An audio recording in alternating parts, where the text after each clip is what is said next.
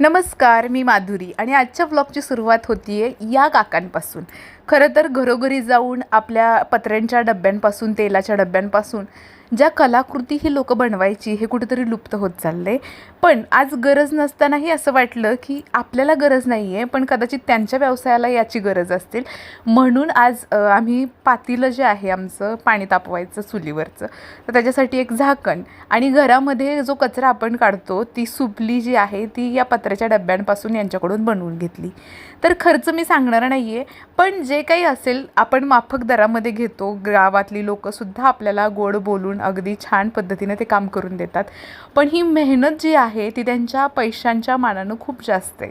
तर ह्या काकांनी त्यांचं काम करायला सुरुवात केली. पत्र्याला शेप दिला, पातेल्याचा आकार घेतला.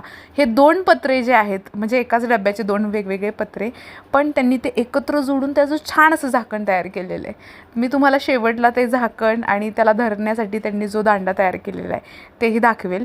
पण खूप कष्ट करतात ही लोकं आणि त्यामुळं आपण सगळ्यांनी जे ग्रामीण भागात राहतात त्यांना विनंती आहे की जर तुमच्या गावात असं कोणी काही बनवून देत असेल तर गरज नसतानाही काही गोष्टी बनवून घ्या, कारण याच्यामध्ये सुद्धा खूप मोठं सुख असतं. आपलं नसेल पण त्यांचं आहे.